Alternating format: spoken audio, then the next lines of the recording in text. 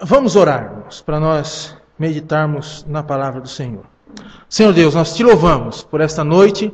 Louvamos o Senhor pelo teu Filho, Jesus Cristo, que veio ao mundo, morreu na cruz para nos salvar, mesmo não sendo merecedores. E por isso nós estamos aqui como igreja, reunidos em teu nome, para termos comunhão com os outros e também com o Senhor. Neste momento eu quero colocar este culto, mais uma vez na tua presença, em especial agora a meditação da tua palavra, que ela vem de encontro às nossas vidas, que fala aos nossos corações, que o Senhor seja exaltado e toda glória, que toda honra seja dada ao Senhor esta noite. É o que nós te pedimos e oramos em nome de Jesus. Amém.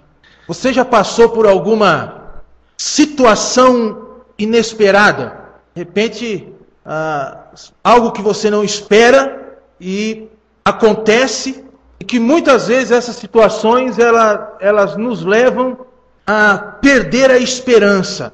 Você já perdeu a esperança algum dia, algum momento? Pelo menos por um pequeno momento você ficou sem esperança de algo. Isso aconteceu comigo. Até esta semana, que estava pronto para vender o carro, e deu algo no documento ali que não deu certo de vender o carro. E por um momento você fica sem esperança. Você diz assim, foi tudo por água abaixo. Penso que situações assim nos deixam sem esperança, pelo menos por um momento. São diante dessas situações que muitas vezes aquela frase que acaba sendo um ditado popular, acontece conosco.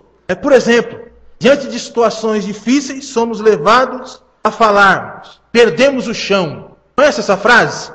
Perdemos o chão, ficamos sem rumo, sem esperança, sem saber o que fazer em um determinado momento.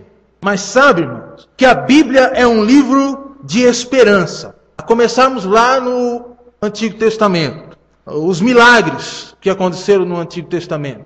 Desde a saída do povo que estava cativo, onde Deus começou a fazer os seus milagres por meio das pragas, e depois abrindo o mar, o povo passando a pé enxuto, e depois todos aqueles milagres do Êxodo, onde Deus mostrou para aquele povo que era um Deus de esperança. Então a Bíblia é um livro de esperança. A vinda de Jesus, por exemplo.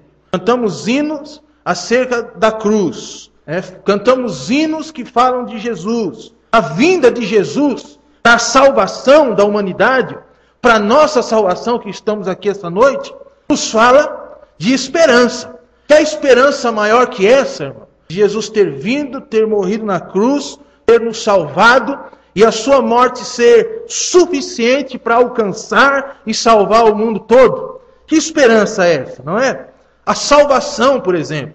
Quando falamos da sua salvação no seu contexto maior, onde Deus não só nos salvou do pecado, da condenação eterna, mas continua nos salvando diariamente, nos livrando, nos guardando, tratando conosco. Essa salvação que Deus nos dá, que Jesus nos dá diariamente, que você tem presenciado, tem usufruído e que eu também tenho. Isso é esperança. A Bíblia é um livro de esperança. O nosso Deus é o Deus da esperança. E quando pensamos no céu, então?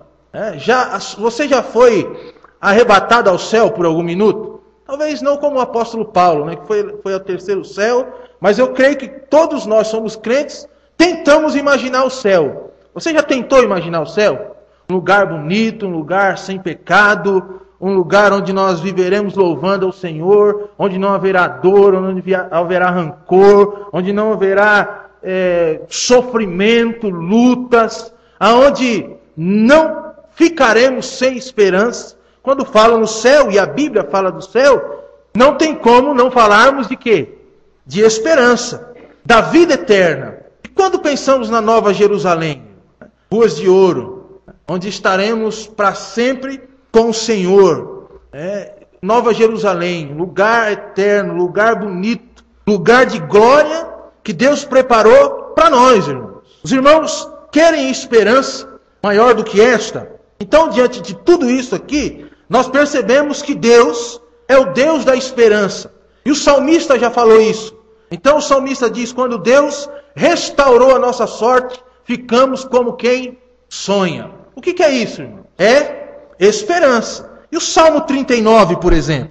Salmo 39, versículo 7, nos fala do Deus da esperança. Salmo 39, versículo 7 diz assim: E eu, Senhor, que espero, Tu és a minha esperança. E depois o Salmo 62, versículo 5. O que diz o Salmo 62, versículo 5? Somente em Deus, ó minha alma, espera silenciosa, porque dele vem a minha esperança. Que bênção esses versículos aqui, né, irmãos? Estive lendo durante essa semana, meditando nessa palavra para compartilhar com os irmãos e me deparei diante desses versículos e fiquei me perguntando: Senhor, por que às vezes eu perco a esperança? Pelo menos por um momento. Mas sabe, irmãos, que diante dessas colocações, dessas certezas, o fato é que muitas vezes perdemos a esperança. E quando acaba a esperança, o que fazer? Eu quero falar com os irmãos sobre isso essa noite. Quando acaba a esperança, o que fazer? Vamos ler Números, capítulo 13, versículo 1 e 2, de 25 a 33. Números 13, 1 e 2 primeiro. Vamos por parte, né? 13, 1 e 2. Diz assim: Disse o Senhor a Moisés: Envia homens que espiem a terra de Canaã, que eu hei de dar aos filhos de Israel, de cada tribo de seus pais, enviareis um homem, sendo cada qual príncipe entre eles. E agora, versículos 25 a 33. Ao cabo de 40 dias, voltaram de espiar a terra. Caminharam e vieram a Moisés e a Arão, e a toda a congregação dos filhos de Israel no deserto de Parã, a Cádiz, deram-lhes conta, a eles e a toda a congregação, e mostraram-lhes o fruto da terra.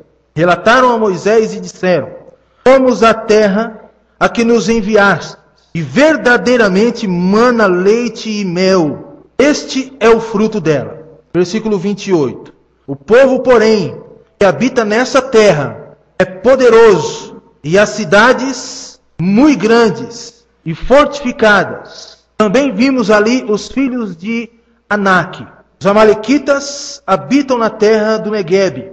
Os heteus e os jebuseus e os amorreus habitam na montanha. Os cananeus habitam ao pé do mar e pela ribeira do Jordão. Então Caleb fez calar o povo perante Moisés e disse: Eia, subamos e possuamos a terra, porque certamente prevaleceremos contra ela. Porém os homens que com ele tinham subido disseram: Não poderemos subir contra aquele povo, porque é mais forte do que nós. E diante dos filhos de Israel infamaram a terra que havia espiado, dizendo: A terra pelo meio da qual passamos a espiar é terra que devora os seus moradores, e todo o povo que vimos nela são homens de grande estatura. Também vimos ali gigantes. Os filhos de Anak são descendentes de gigantes. E éramos aos nossos próprios olhos como gafanhotos. E assim também o éramos aos seus olhos. Nós lemos esse texto, irmãos, aqui. Nós encontramos nele alguns passos que devemos dar quando ficamos sem esperança. Pelo menos por um momento, né? O que fazer? O texto nos oferece aqui 3 passos. E o primeiro deles, quando eu fico sem esperança, o que eu devo fazer é abandonar o pessimismo. Os irmãos conhecem essa palavra? Pessimismo. O que é ser pessimista? Ser pessimista é antônimo de otimista e relativo ao que é péssimo. Ser pessimista, irmãos, é aquela pessoa que diante de uma situação, ela antecipadamente prevê uma situação desfavorável das coisas. Isso é o pessimista. Pessimista é uma pessoa que nunca está bom. Os irmãos conhecem alguma pessoa assim? Uma pessoa que nunca está bom, nunca as coisas estão boas. O pessimista é aquela pessoa que ele não consegue enxergar as coisas boas.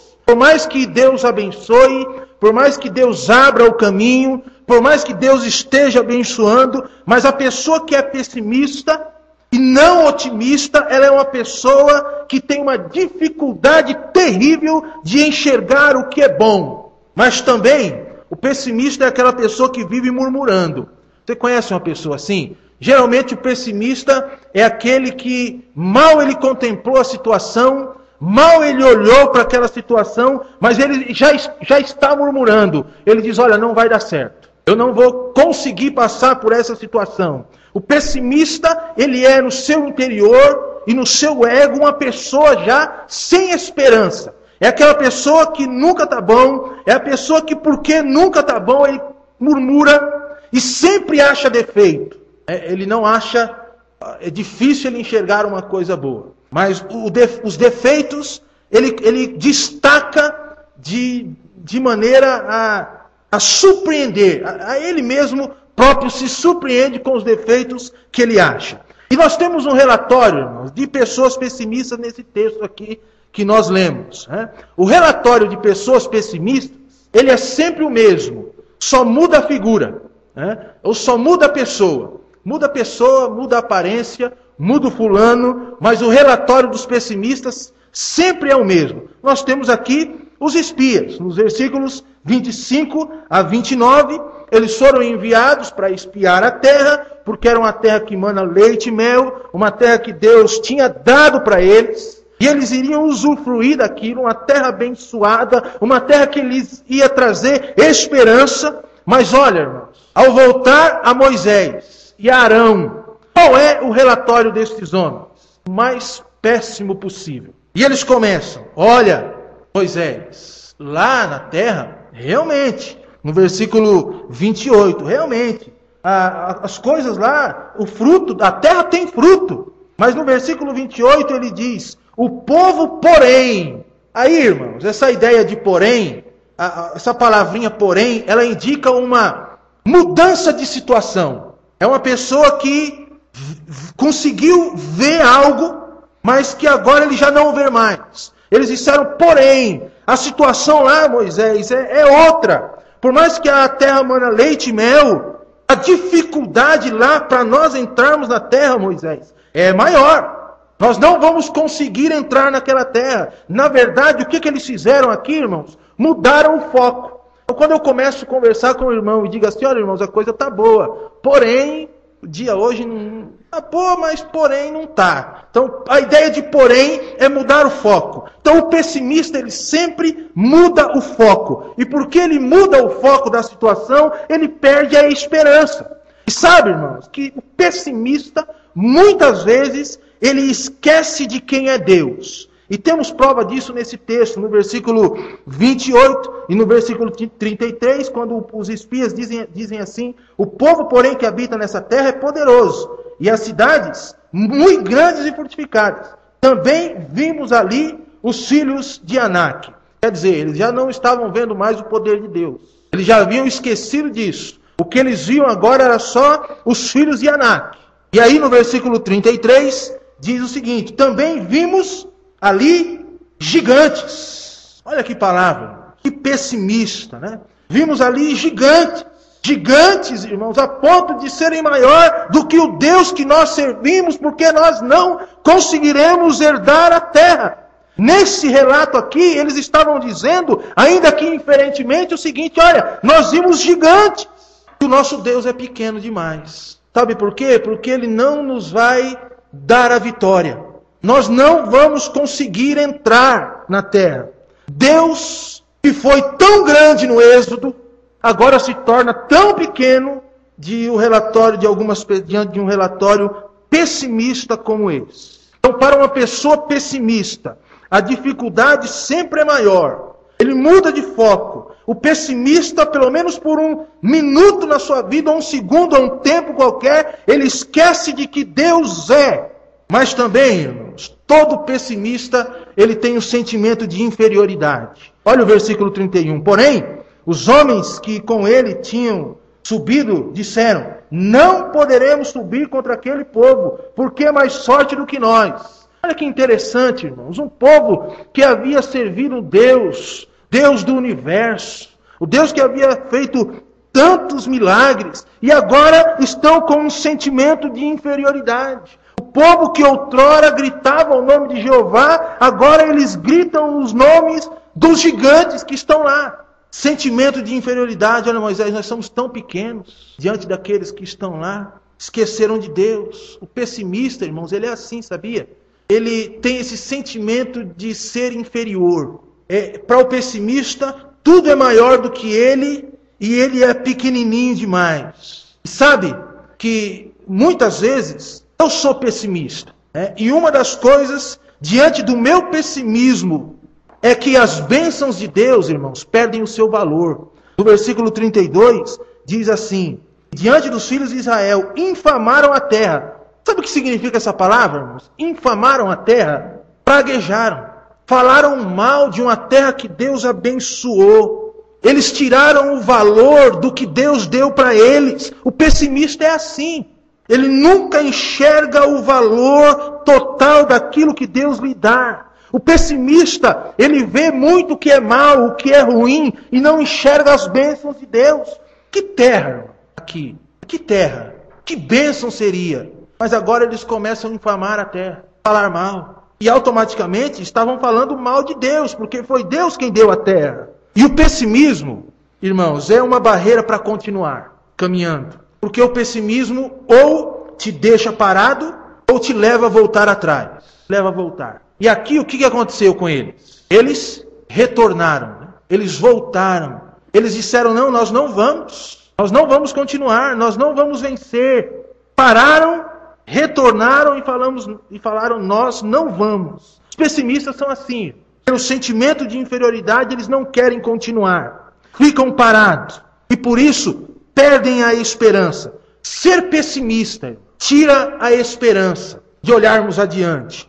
Ser pessimista nos deixa deprimidos, tristes, cabisbaixos, impede de olharmos o que é bom, impede de nós vermos as bênçãos. E olha, irmãos, você lembra muito bem, como eu, da história do Êxodo. Quantas bênçãos Deus deu e quantas vezes o povo foi pessimista. Deus sustentou o povo tanto tempo com maná que vinha direto do céu, comida fresquinha. E o povo disse assim, que é isso? Você, Moisés, nos trouxe aqui para nos fazer morrer nesse deserto? É melhor nós voltarmos para lá, para as panelas de carne do Egito. Lá estava melhor. O que é isso, irmão? É ser pessimista. Mas o pessimista, ele nunca enxerga a bênção. Porque o pessimismo cria uma barreira. Sabe de uma coisa, irmãos? Deus não agrada de pessoas assim. Sabe por que essas pessoas aqui não entraram na terra? Sabe por quê? Porque foram pessimistas. Por isso eles não entraram na terra. Porque não enxergaram as bênçãos de Deus como deveriam ter enxergado. Se o relatório fosse outro, se o relatório fosse otimista, eles teriam com certeza entrado na terra, mas não entraram. Por quê, irmãos? Foram pessimistas. E o pessimismo não nos deixa usufruirmos da esperança. Quando acaba a esperança, o que fazer? Não seja pessimista, mas seja otimista. Olhe para o Deus que você serve. Olhe para a cruz, olhe para Jesus, porque Jesus abre o caminho para nós trilharmos, para nós andarmos. Precisamos ser positivos diante das situações que nos acontecem. E sabe, irmãos, que diante das situações que nos acontecem, se formos positivos, as coisas se abrem. Acontecem como se fosse algo normal, sem fazermos esforço nenhum. É assim que acontece. Por isso, seja otimista e não pessimista. Quando acaba a esperança, o que fazer? Segundo lugar, segundo passo, além de não ser pessimista, eu preciso exercitar a fé. O que é fé? Você pode definir fé? Bom, eu tenho 3 definições de fé para nós essa noite aqui. Primeiro, fé é confiança em todas as providências de Deus. Primeira definição. Segunda, é a crença que Ele está no comando de tudo, até das nossas vidas. E Deus está no comando até no momento que eu perco a esperança, ainda que seja por um tempinho. Em terceiro lugar, fé é a convicção de que a sua palavra é a verdade. Agora, irmãos, eu quero falar aqui de algumas características de pessoas sem fé. Primeira característica é que uma pessoa que não tem fé, ela é de ânimo dobre. Um dia ela está boa, outro dia ela não está. Uma pessoa sem fé, um dia ela vai conseguir a vitória, mas no outro dia ela chega para você e diz, pastor, a situação mudou, eu acho que a vitória já foi embora. Ânimo dobre. Pessoa sem fé, ela é inconstante em todos os seus caminhos. Ela não consegue firmar os seus passos por muito tempo. Ela é uma pessoa que tem os seus altos e baixos na vida. Isso é ânimo dobre.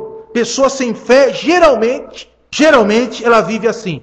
Segunda característica de uma pessoa sem fé é que uma pessoa sem fé vive murmurando. E os irmãos sabem muito bem que murmuração é reclamação.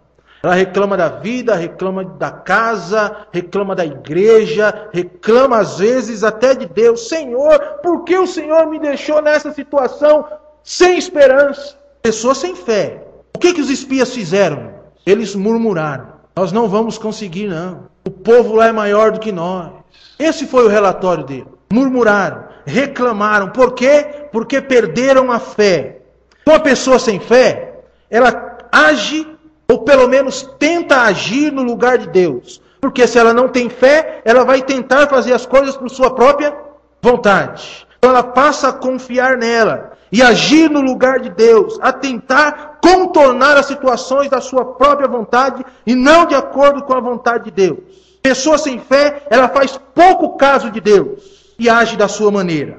Olha, o mais terrível é que uma pessoa sem fé, ela não consegue enxergar do outro lado da situação. Não consegue ver o poder de Deus. Os espias, eles viram gigantes, mas não conseguiram enxergar o Deus que é maior do que os gigantes.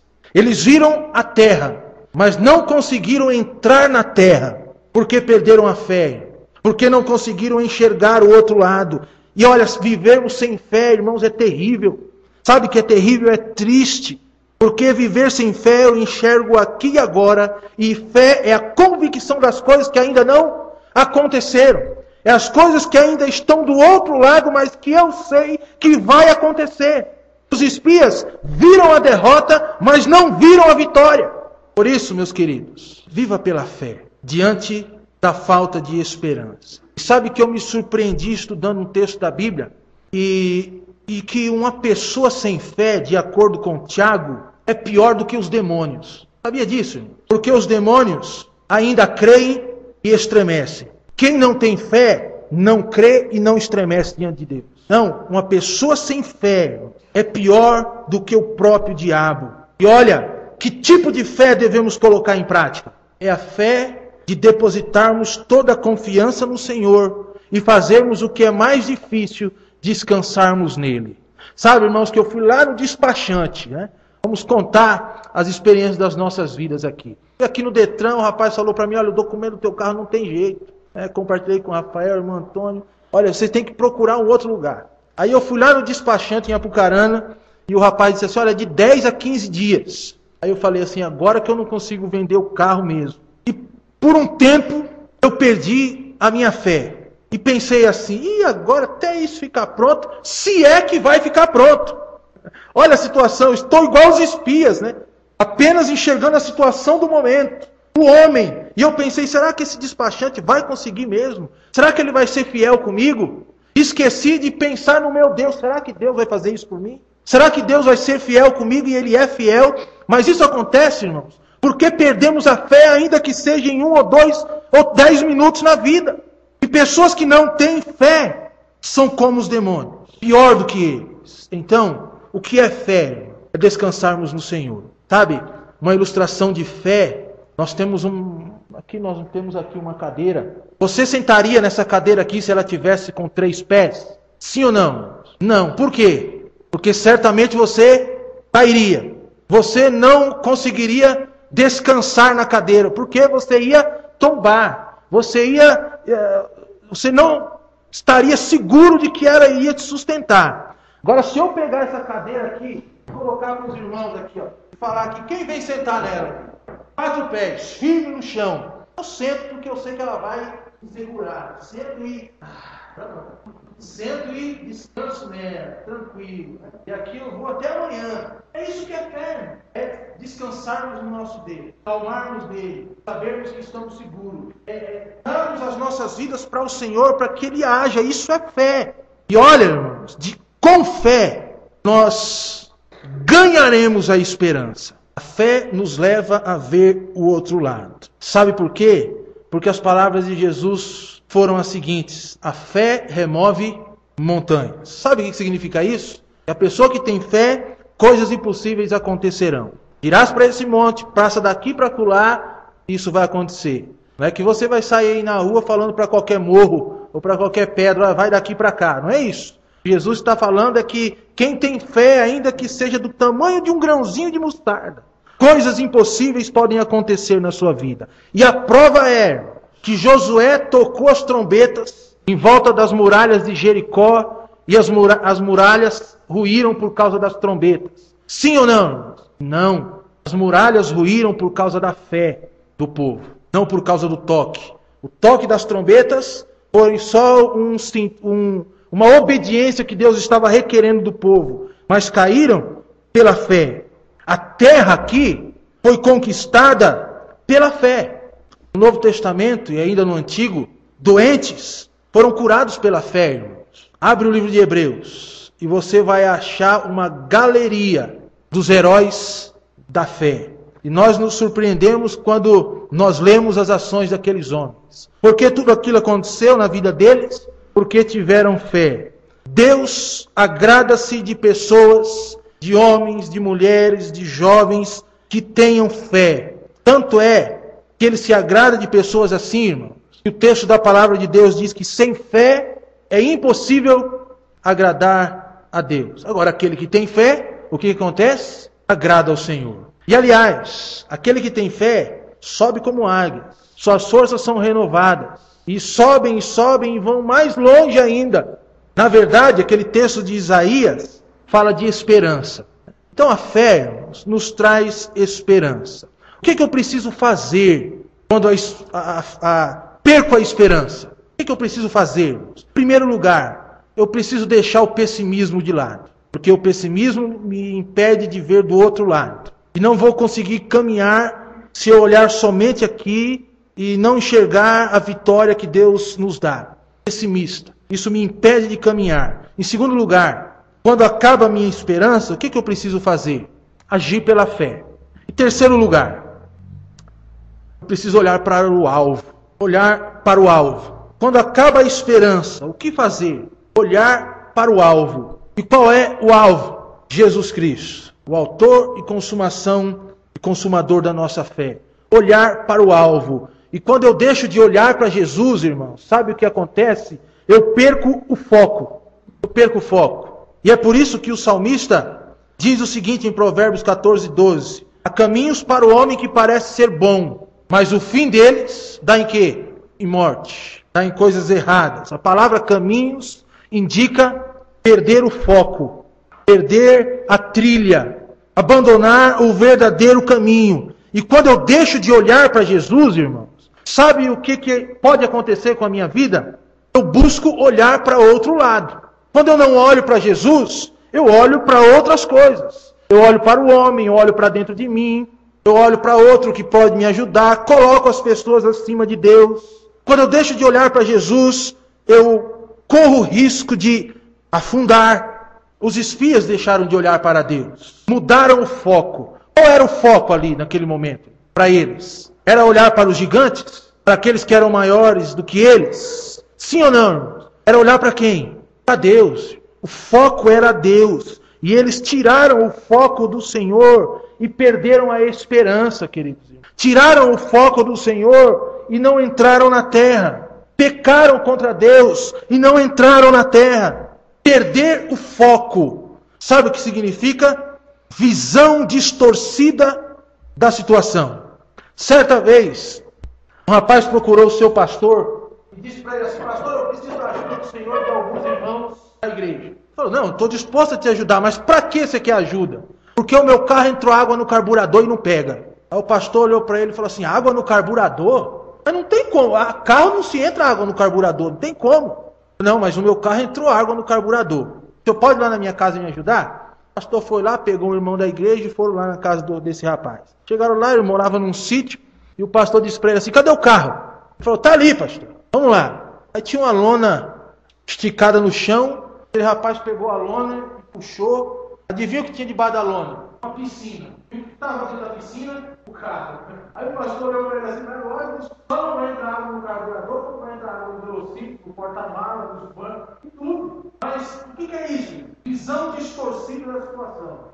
O menino, o rapaz, não sabia como falar, ainda que falou errado, entendeu errado. E o pastor foi lá também, porque não tinha visão da situação. Foi lá. Se ele tivesse, ele não iria, provavelmente. Mas a visão é totalmente distorcida de uma situação. E é isso que acontece. Quando eu perco o foco da situação, a minha tendência é contar histórias que não tem nada a ver com o Deus que eu sirvo. Foi o que aconteceu aqui. Contaram a história totalmente distorcida porque perderam o foco. O rapaz contou uma história totalmente distorcida porque perdeu o foco da situação.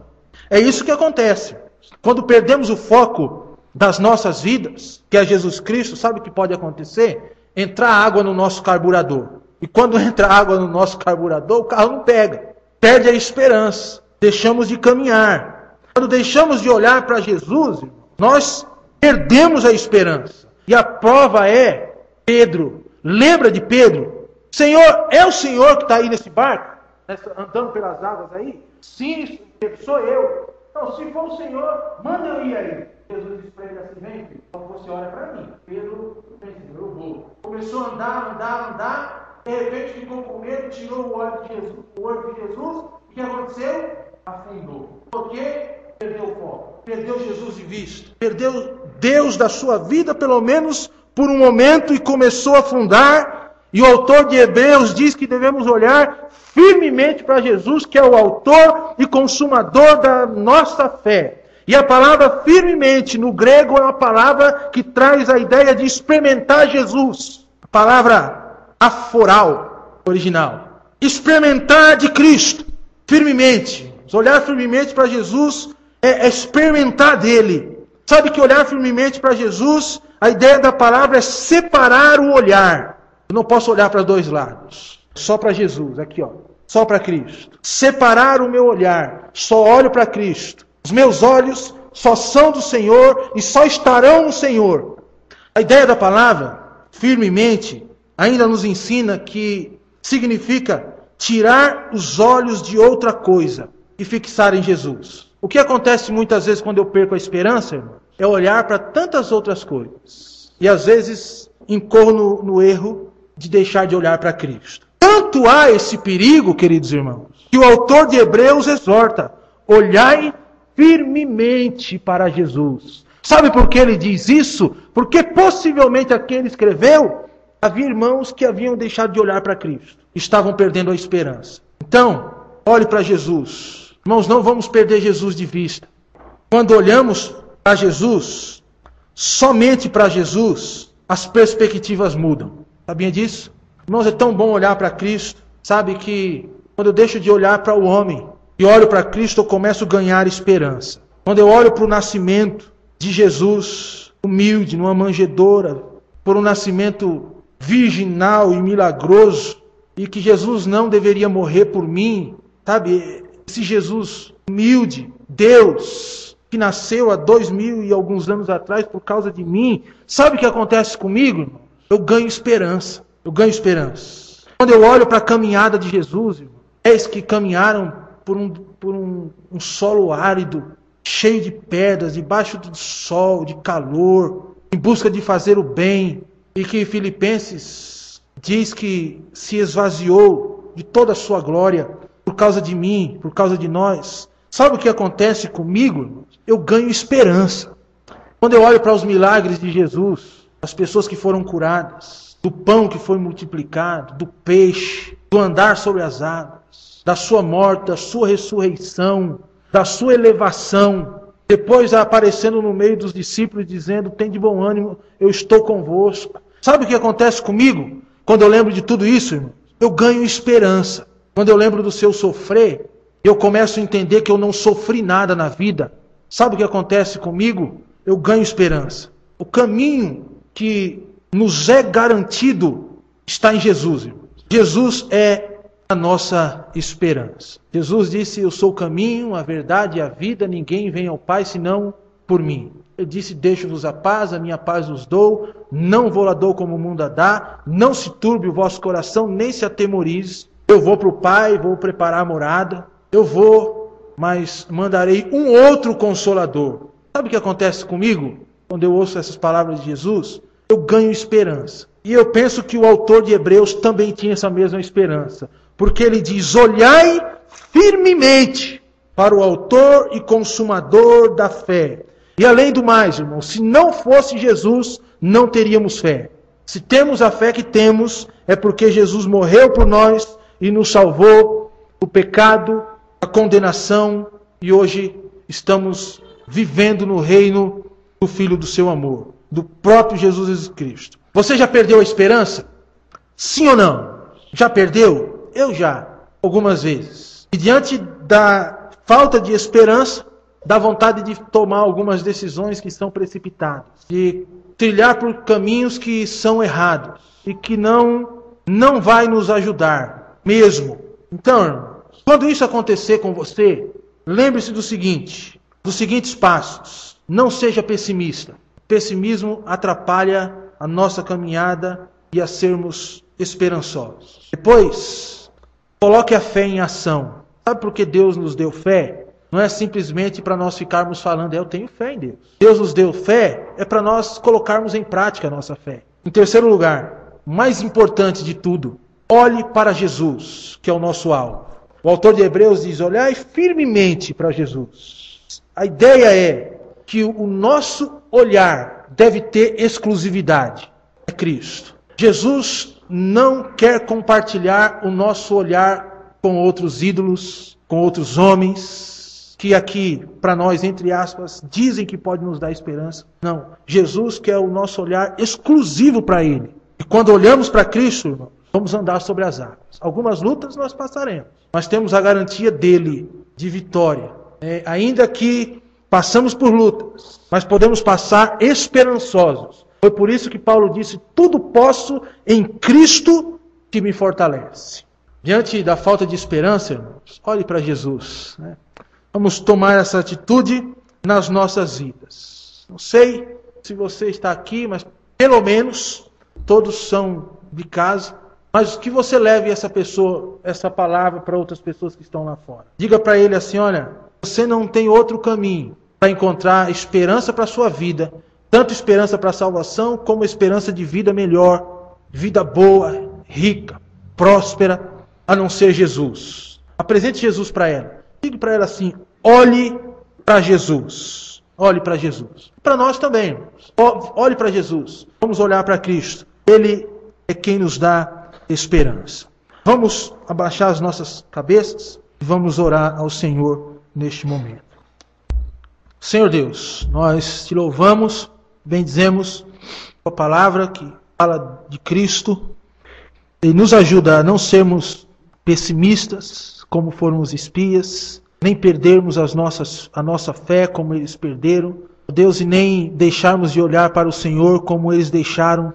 Mas nos ajuda, Deus, a vencermos essas barreiras e, diante da falta de esperança que possa vir sobre as nossas vidas, buscarmos o Senhor, colocarmos as nossas vidas na Tua presença. Deus, estamos aqui em Tua casa, reunidos como igreja. E eu não conheço a vida de todos os meus irmãos aqui. Talvez haja alguém aqui, Senhor, sem esperança, talvez de algo na vida, de alguma situação.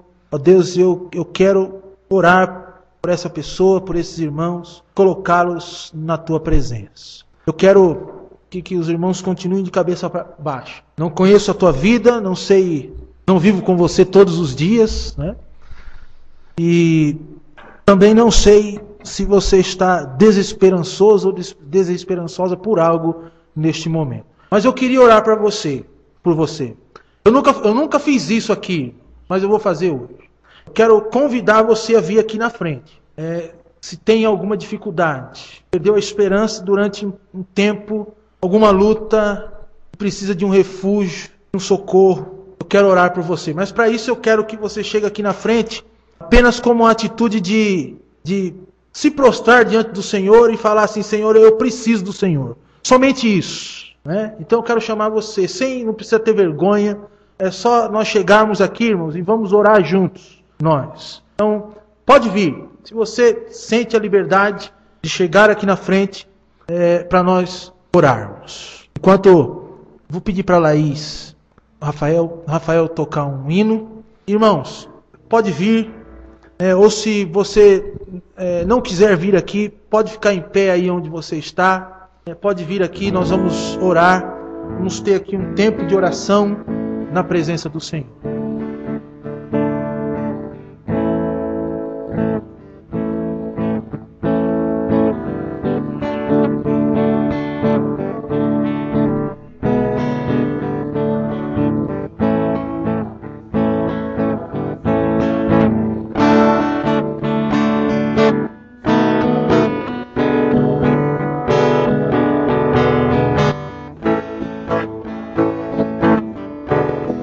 Alguns irmãos têm vindo aqui.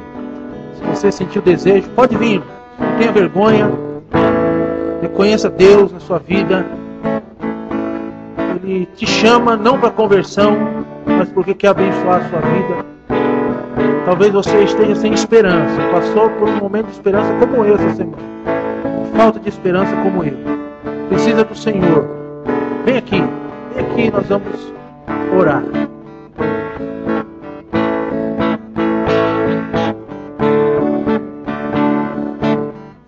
Senhor Deus, nós louvamos o Teu nome.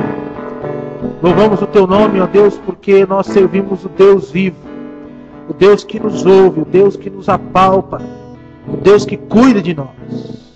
Neste momento, Senhor, esses irmãos têm expressado fé no Senhor e eu quero colocá-los na Tua presença. Eu quero pedir, ó Deus, que o Senhor os abençoe, que o Senhor dê esperança, que o Senhor firme o olhar de cada um deles no Senhor Jesus Cristo, que é o nosso foco, o nosso alvo. Fortaleça a fé e ajude a trilhar o caminho verdadeiro. Não o caminho que aqueles espias trilharam, mas o caminho que o Senhor quer que nós trilhemos. Ó Deus, abençoa mesmo a vida desses irmãos com as Tuas bênçãos, restaurando, revigorando, abençoando mesmo, Deus, com a Tua soberania, com a Tua graça, com a Tua misericórdia. Nós oramos, ó Deus, pedindo que o Senhor dispense mesmo as Tuas bênçãos. Eu quero ainda orar, Deus, pelo restante da igreja. Talvez há algum irmão ou irmã que não veio aqui à frente por vergonha, por timidez, mas que não está aqui em corpo, mas o coração está. Eu quero colocar cada irmão e irmã na Sua presença. Pedir que o Senhor restaure a vida, dê esperança. E acima de tudo, Deus, dê esperança para caminhar com o Senhor. Ó Deus, muito obrigado pelo culto, pelo tempo, pela Tua palavra, pelos hinos.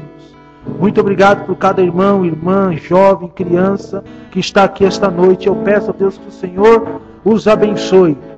Não porque merecemos, mas pela Tua misericórdia. Muito obrigado, Deus. Nós oramos em nome de Jesus. Amém. Amém. Obrigado. Podemos assentar.